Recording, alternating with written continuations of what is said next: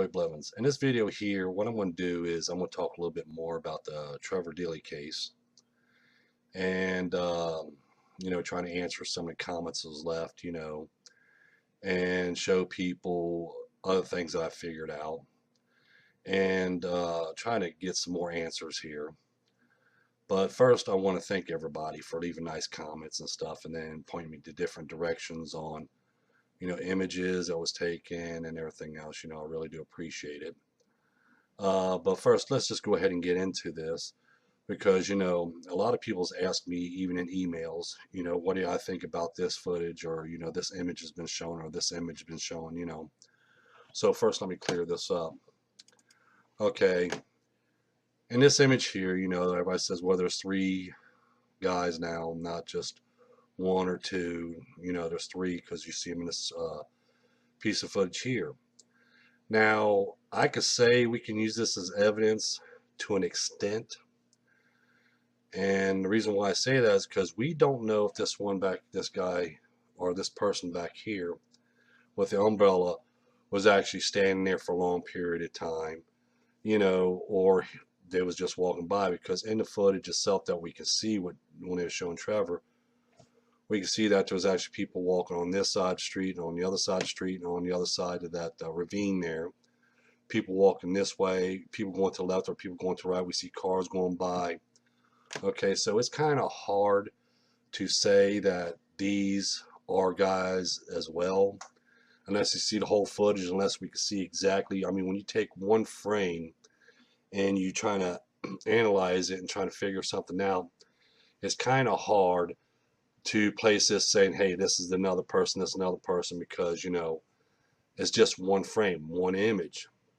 Now, if we had the footage and we could see every frame and their motions, how they're doing, what they're talking about, we can't hear what they're talking about, but we can see by the reactions, on if they're talking to each other or anything else. We can use this. We know this guy here, if you watch my cursor, we know this guy here is the one was waiting in front of the building.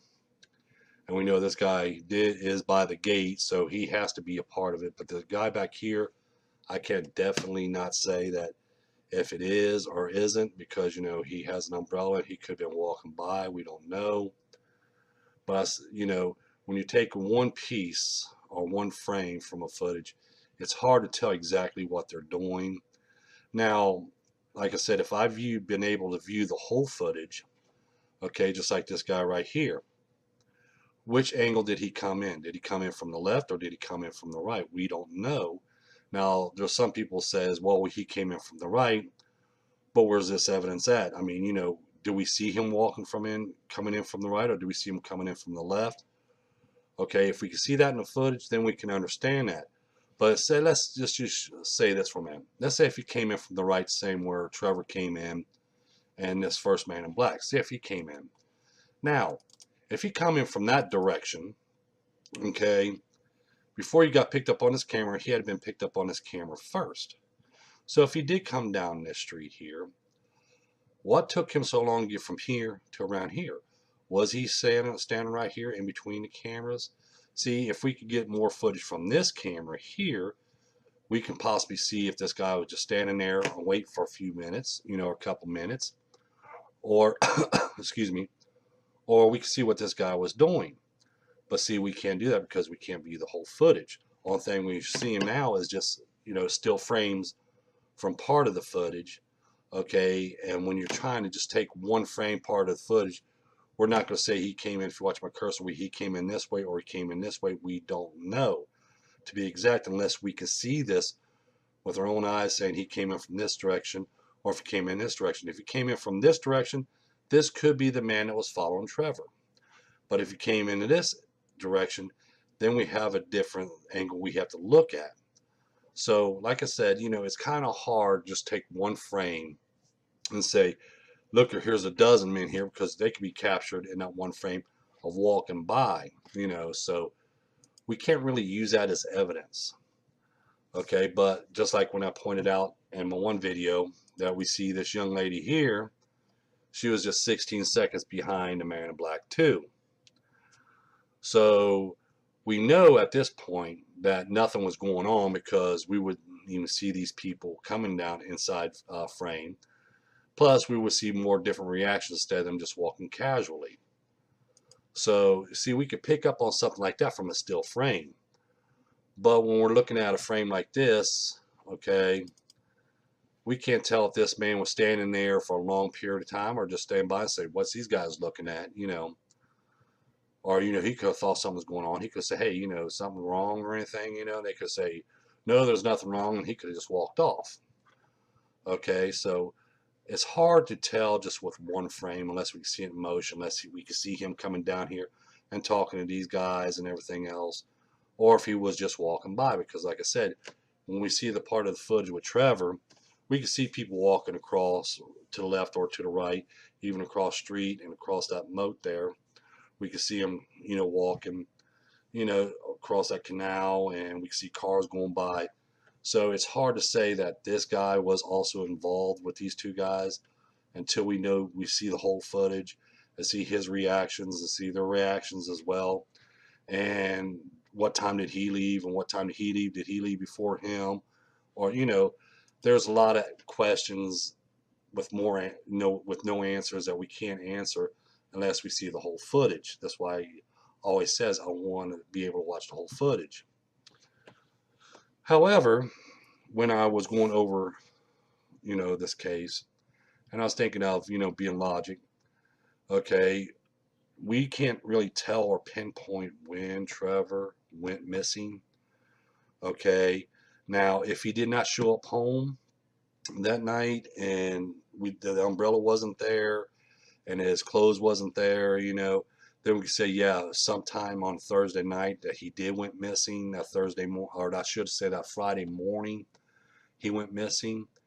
We can say that then, but I don't know, and I'm not going to say, this is when he went missing. But, because like I said, we don't know what they found when they went in Trevor's apartment or anything else. But we're just going to say he got, he went missing that night or that morning, let's say. Now, when I was going over his route and I was sitting there looking and I was trying to, pinpoint exactly how would they, if he left in a car, okay, how would they get him in the car? Well, if you see here, here's an image that's someone posted. This is like the umbrella, same exact thing, not the umbrella that Trevor used, but one just like it. Now, if we see this umbrella, if he was forced in a vehicle, then this umbrella would have folded out and got bent up, pieces would have fell off, and they probably would have left it there. Okay, they wouldn't have trying to grab it and trying to fold it right and everything else get in there. So that rules out of them pushing them into a car. So he would have to know the people to get in a car with them. They'll let the umbrella down and then get in the car. And then when he got in a car, maybe they could push them over and then got in a car with them. But like I said, if he was actually with his umbrella being out and extended out like that, if they're trying to force him into a vehicle, that umbrella would have folded outward, pieces probably would have broken off of it, or one thing or another, and they would have found evidence of part of that umbrella somewhere around there in that location. But since none of that was found, he would have to let it down and got into a vehicle. Now, when I was looking over his route, I noticed something. Okay, excuse me. When I was looking over this route, and I was like, okay, well, when I was trying to hunt for the U.S. Embassy, or where the location was over there, all of a sudden I look at the embassies and it was like there's a bunch of them all around that location. And I was like, okay, well, this will give me more detail on probably where they picked up Trevor. Now, if they try to pick him up after he got past the U.S. Embassy, then we're going to look at, well, he's close to home and he, no one can give him a ride then because he can say, well, I just live right down here, so, I'm not going to get in a car. And then they would have to force him in there. But at the same time, they're on, if you look at it, they're on a main drag right here, so someone will actually see him being pushed into a car or anything else. And then, again, we're going to look at the umbrella. They will left the umbrella behind. So when I was looking over location and I noticed how close that he was coming into these embassies, they're not going to want to try to get him when he gets close to it, because around these embassies, they have guards, they have cameras all over the place, they have guards all over the place. And if they would have seen somebody being pushed into a car or one thing or another, or an incident going on, that would have let off alarm bells, and they would have probably attacked. So, because they probably think something else is going on. So they probably would have, seized whoever was around that location. So when I was going over this, the only where they could have probably picked up Trevor and offer him a ride, or or anything, is between these three streets right here. Because if they go any further, if they let Trevor go down any further, like I pointed out, he would be around an embassy. And like I said, when you go around embassy, you're going to have guards around. You're going to have cameras all around the place and everything else. So they're not going to let them get that far, because if they did, they know they're going to get caught doing, picking them up or anything else. But they're going to want to get him and then get out of town real quick. So the only place they could probably pull a car around and says, "Hey, you want to ride, man?" Would be either around in this location. He could have walked, because right over here, if you watch my cursor over here, is where he passed when he was on film. Now we know nothing didn't happen on this corner, because we can see by the reactions of the people walking behind, they wouldn't even came into frame, or they probably would have tried to help and run up to him, or one thing or another. But they were still, as you see in the stills, they was walking casually. So we know nothing that happened in this location here. They had to let him go down this far here. Now before a car could pull in front of somebody, okay, they would have to pull in front of them somehow. So if he was coming down here, they would pull in the street here right in front of him and says, "Hey, bud, you want to ride?" Then they could have got a car there. Now, if you cross the street, I would say right here to an extent, but then again, this is another building here that has offices and stuff like that and more businesses. There could be cameras around there, so they might not do it there. So they're going to do it mostly in a residential area where you got a side street, they can get out of there real quick.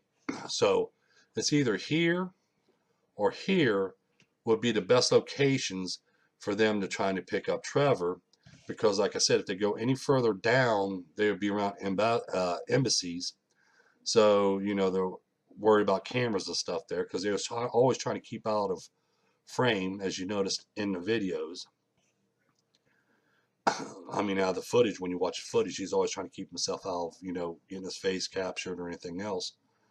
It's just like in this location here, too. In this location here, too, he can get caught on camera again, as well. So it'll probably be around this location here, or this location here, where they actually picked up Trevor that night. And like I said, he would have to know somebody, because of the pure simple fact of it is this: if they would have tried to push him and force him into a car, or force him, into a van or anything, that umbrella would have folded outward, and that most likely they would have left that behind, because they wouldn't have time. When you're kidnapping somebody or you're throwing somebody in a car, they're not going to take time to try to gather up all the umbrella and trying to fold it down, because then he could start yelling or whatever. So he had to get into a car that he knew that person when he got in a car. And the only locations where he could have gotten a car is either right here or right here. This way they're not on camera and there ain't nobody around. Well, there's probably people around, but they wouldn't pay attention, because they would say, "Hey, he pulled in front, they got in the car, and that was it, and it's gone." People won't pay attention to that. But if someone was forced into it, then they pay attention to something like that. But like I said, in this case, when you're looking at it and you're going over his route, okay, and you find that not only where his work is, but there was two actually embassies on the same street that where his work was at. So we got embassies all over the place, as you see here. So the only place that they could have got, picked him up is right, I pointed out, either right in this road here, because they won't want to get down too much further. If he went down too much further, like another block and a half, he would have been in that zone of that embassy, to where they're going to have cameras out that way. They're going to have guards all around there. So they're going to pick him up in that small little location, as I pointed out here. Let's see, this one here. It's either this street here or this street here. Most likely, I would look more for this street than I would this street, because you're going back around. You have to go up this way, and you're going past another embassy and stuff. And they say, "Well, we got to turn around or whatever. So it's either this point or this point is when Trevor got into a car, if he got in a car that night. But like I said, there's a lot of things when you're looking at a case and you're doing an investigation. There's a lot of things you have to look at. Just like I pointed out, everybody's pointing to these certain stills, which it does help to a point, to an extent it does help. But if you want to further understand it, we can't say that this person is part of them unless we can see the movements of them and everything else. And if he came in from this direction, this guy here came in from this direction, then they should have picked him up on this camera right here, because he came in here. And if this camera did pick him up, we can actually get more reactions from him as well on what he's doing there, how long is he standing there, or and everything else before he starts coming around. Okay, them questions can be answered. Okay, and as far as we know, this camera here could have picked up a close, good image of him. If he stand right here and just waited right here, looking this way for a minute, till he hears the gate close, and then when he hears the gate close, he waits just an extra few, about another minute or so, then he walks around. Then we could say, yeah, that was the guy that was following Trevor. But at this point, we can't make that decision yet, because I noticed from when I did my research on JFK assassination, there's a lot of speculations that people's claimed over the years, and you have to thumb your way through all them speculations. You have to take your, thumb through all them false claims and other claims are made, because they're basing everything on one image or what someone told them. It's like a story. Remember, stories and theories is just that, a story and a theory. Unless you have some evidence to actually back up that story, then if you had evidence to back up a theory, it won't be a theory anymore, it'll be a fact. So there's a lot of things I wanted to point out in this video here that probably would help somebody else in this case. I mean, like I said, well, I was telling people, I'm at a standstill at this point unless I have more information and more footage to look over, and maybe some documents and records. If I had them look over, I could probably figure out more that way. But at this point, I'm at a standstill. I know people, like I said, posted, well, what about this image here? This person found there was 3 men there and stuff. We can't really use that, as I said, because we don't know if that guy was walking by or not, or if he interacted with any of them. We have to be able to see this. We can't just take one still frame of a footage or one image and base everything just off that one image. Because just like when I found the gunman on a grassy knoll, I'm going to use this as an example. Okay, when I was doing research on JFK assassination again, before I even made any claims on the gunman's location in shelter number 3 behind Mr. Zapruder, I made sure that I had a Nix film that showed 2 shots come from that direction, from that shelter. I made sure I had a Bronson film that had 2 shots come from that shelter. I had the Mormon photo that shows both gunmen with rifles. I had a Darnell film which shows the side view, which shows one of the gunmen still aiming his rifle. And then we have the testimonies by Mr. Zapruder and Newman family claiming, hey, the shots came from behind him. Mr. Zapruder said the assassin was right behind him. So see, not only I had the photographic evidence to show that this is where the gunmen were, but also had the testimonies, which that story there lines up to what I could see in the footage and the films and stuff. So that way we can have it all, that evidence together, and that's when I start making the claims of, hey, here's where the gunman was at, after I had all that evidence.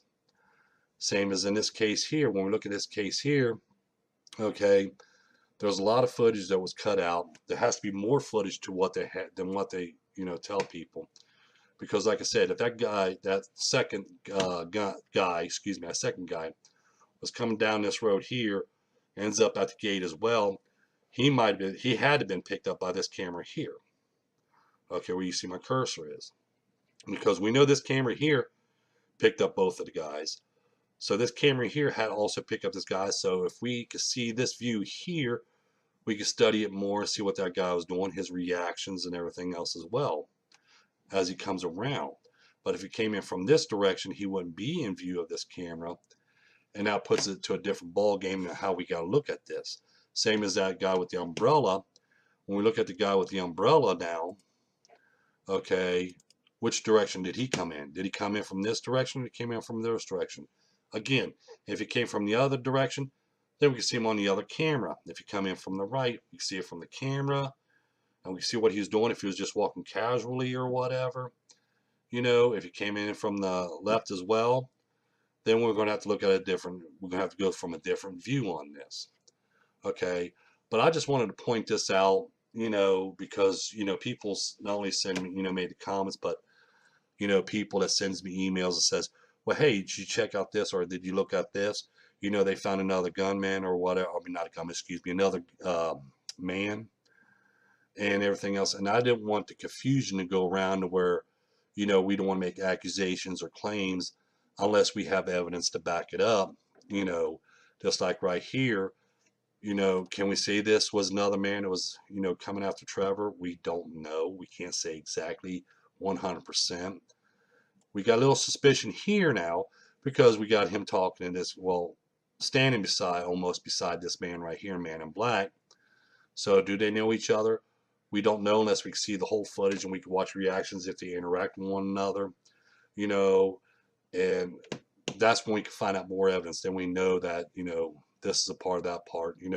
How do we know that this man here didn't come out of the gate as Trevor went in, and all of a sudden, next thing we know, this guy was coming out and shutting the gate, as far as we know.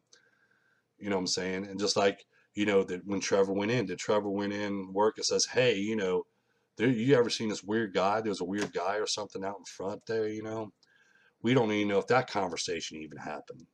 So see, like I said, when we're looking and we're doing research and we're trying to figure this out, we have to look at it just not one angle. We have to look at it at all angles, and you have to keep an open mind.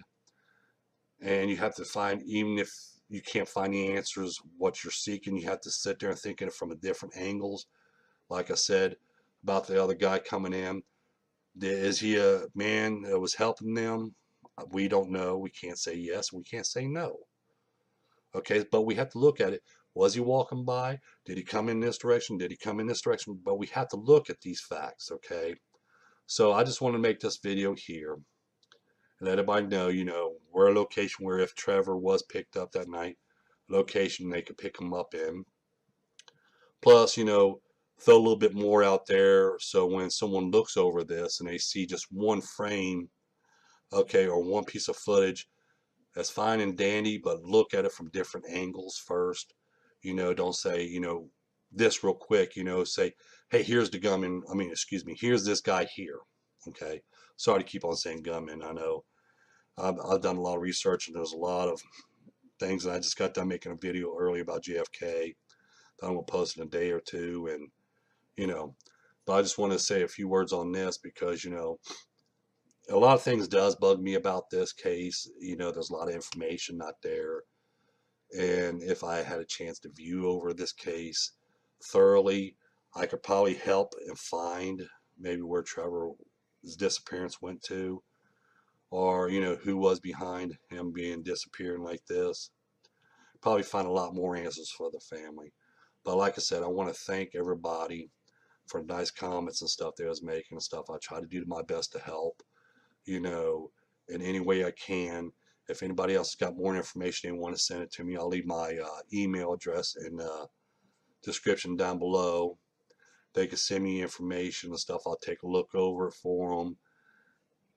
I can say it could help, but then again, it could not be. Might not help. I don't know until I see it. But, I just want to thank everybody, and I pray to God every night since I got on this case that that the Deely family gets their answers they're looking for, because they have been waiting for a long time for this, and hope they do find Trevor, and I hope and pray to God that he is alive. Okay. But we have to look at, like I said, we have to look at a lot of stuff. And if you're just piecing things together here and there, all you're going to do is push out more false advertisement, more false claims. And then when you push out them false claims, you're not going to get your full view of it when you're pushing out a false claim, because when you push out a false claim, the more false claims be pushed out there, the more the truth is going to be hidden. Okay, so you want to take one step at a time. You want to make sure that when you make a claim on something, please make sure that you have some kind of evidence to back it up, and make sure that, you know, it doesn't cross with something different, you know. So I want to thank you again for the comments and stuff, and God bless. And I pray to God every night that the Deely family gets the answers that they're asking for. Thank you.